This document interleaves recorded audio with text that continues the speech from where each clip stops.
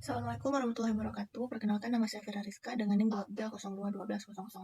Pada kesempatan kali ini saya akan mempresentasikan mini project AI saya, yaitu mini project yang saya kerjakan berjudul klasifikasi jenis bunga iris menggunakan algoritma K-nearest K-board atau KNN.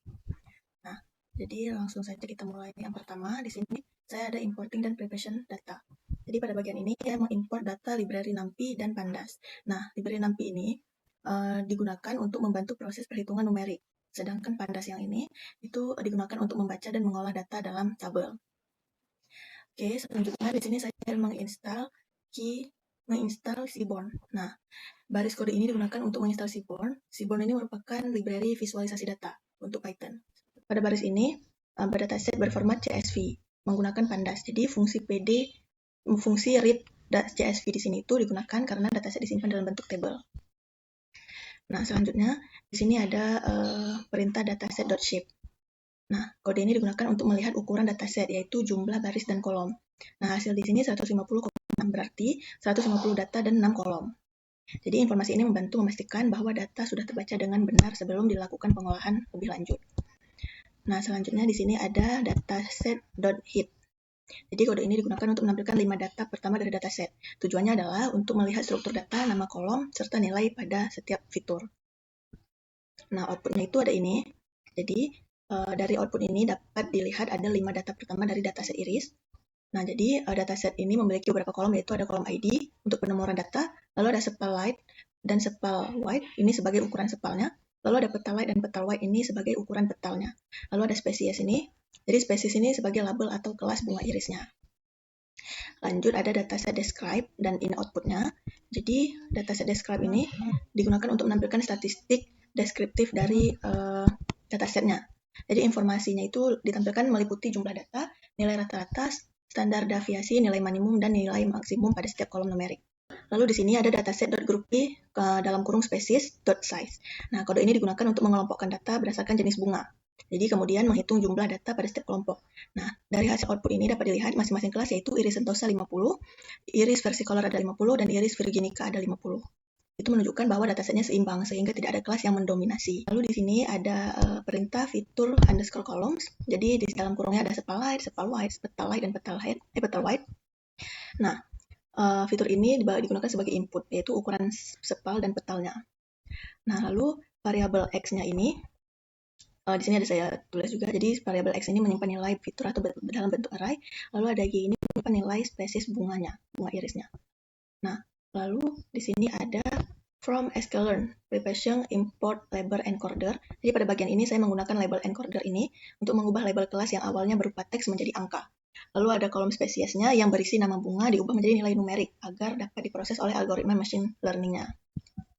Nah, lalu di sini ada perintah juga from sklearn model selection. Jadi kode ini, yang ini, itu untuk membagi dataset menjadi data latih dan data uji, agar modelnya dapat diuji menggunakan data yang belum pernah dilihat sebelumnya.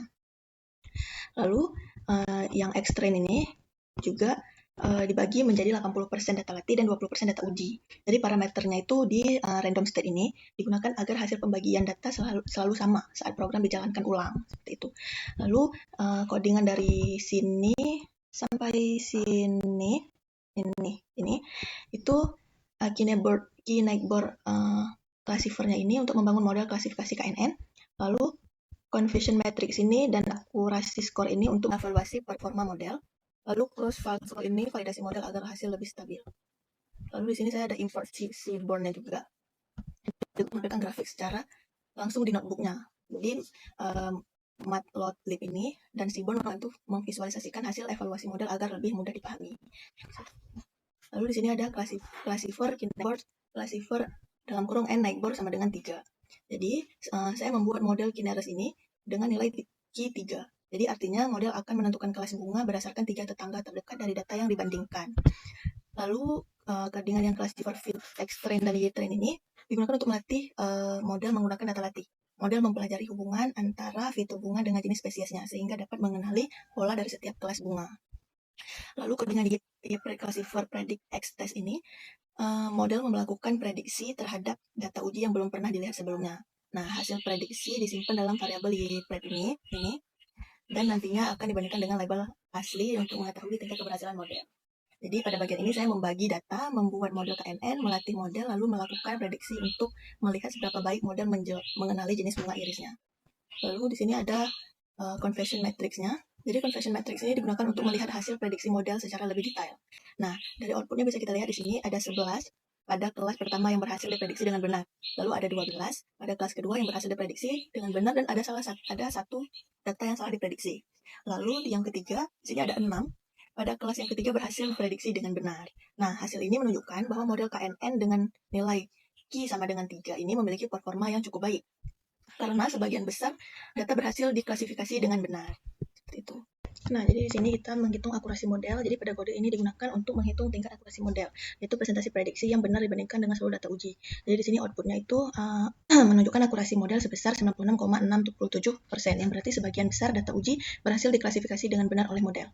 Nah, satunya di sini mencari nilai K terbaik menggunakan cross validation. Nah, pada bagian ini saya membuat daftar nilai Q dari 1 sampai 49 dengan selang 2. Nilai ganjil itu dipilih untuk menghindari hasil voting yang imbang pada algoritma KNN.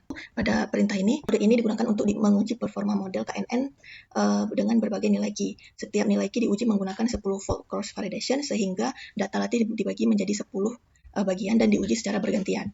Lalu nilai akurasi rata-rata dari setiap Q kemudian disimpan ke dalam CV scores. Di sini CV scores ini. Selanjutnya ilustrasi error. Jadi pada kolom ini, pada baris ini digunakan untuk menghitung misclassification error, yaitu tingkat kesalahan model. Nilai error diperoleh dari 1 dikurangi akurasi, sehingga semakin kecil nilainya semakin baik performa modelnya. Lalu dari perintah PLT sampai yang fix size 1510 ini, kode ini digunakan untuk membuat dan mengatur ukuran grafik agar tampilan grafik lebih jelas dan mudah dibaca. Lalu PLT sampai yang ini itu untuk memberi judul grafik serta label pada sumbu X dan Y. Jadi di sini label X ini number of next board key, judulnya, yang Y misclassification error. Lalu selanjutnya di yang SNS ini itu digunakan untuk mengatur tampilan grafik dan menampilkan hubungan antara nilai key dengan tingkat kesalahan modelnya.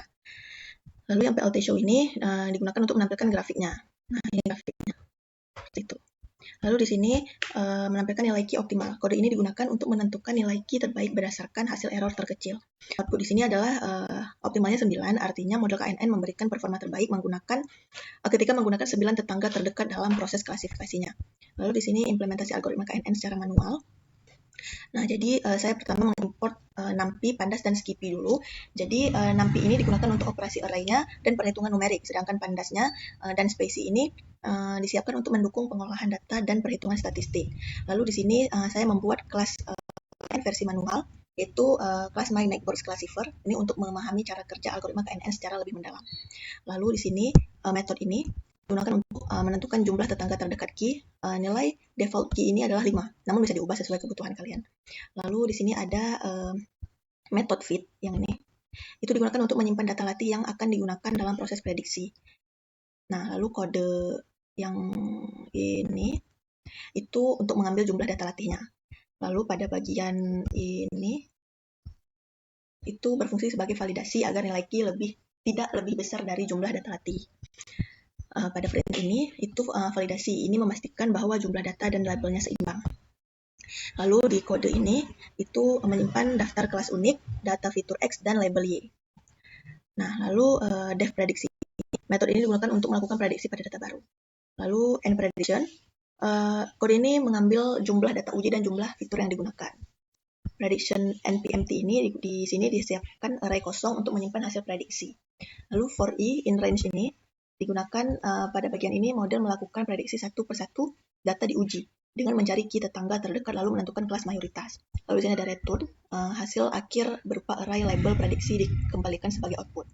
Jadi pada bagian ini saya mengimplementasikan algoritma KNN secara manual agar lebih memahami proses perhitungan jarak dan penentuan kelas, bukan hanya menggunakan library saja. Di sini ada fungsi single prediction. Jadi pada fungsi ini digunakan untuk memprediksi satu data uji berdasarkan data latih menggunakan algoritma KNN. Lalu n sample ini, baris ini digunakan untuk mengambil jumlah data latih yang akan dibandingkan dengan data uji. Lalu distension ini dibuat array kosong untuk menyimpan jarak antara satu data uji dengan seluruh data latih. For i in range ini dilakukan perhitungan jarak antara data uji dan setiap data latih. Jadi perhitungan ini menggunakan equivalent dan tension tanpa akar untuk efisien, yang bertujuan mencari data mana yang paling dekat data ujinya. Nah, lalu distension P column ini menggabungkan nilai jarak dengan label kelas, sehingga setiap jarak memiliki informasi kelasnya.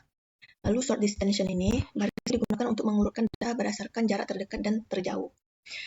Lalu target short distension ini, disinilah nilai K diambil data terdekatnya, lalu disimpan label kelasnya saja. Label ini akan digunakan untuk menentukan hasil prediksi. Jadi unique ini, bagian ini menghitung jumlah kemunculan setiap kelas pada key tetangga terdekat. Fungsi ini merupakan inti dari algoritma KNN karena disinilah proses perhitungan jarak, pemilihan tetangga terdekat, dan penentuan kelas mayoritas dilakukan. Lalu di sini menggunakan model KNN manual untuk prediksi. Jadi pada garis ini saya membuat objek dari kelas KNN-nya yang saya mengimplementasikannya sendiri dengan nilai K3 sebagai jumlah tetangga terdekatnya. Lalu classifier X-Trend dan Y-Trend ini digunakan untuk melatih model KNN manual dengan data latih. Lalu yang myClassifier Predict ini dari sini itu digunakan untuk memprediksi data uji. Hasil prediksi disimpan ke myPred ini untuk kemudian dibandingkan dengan hasil model KNN dari library. Itu.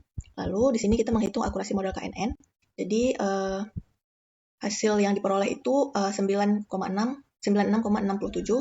Berarti sebagian besar data uji berhasil diprediksi dengan benar. Nilai akurasi ini menunjukkan bahwa implementasi baik dan memberikan hasil yang sebanding dengan model KNN dari library. Seperti itu. Sebagai kesimpulan, proyek ini berhasil menerapkan algoritma KNN untuk klasifikasi bunga iris, baik menggunakan library maupun implementasi manual.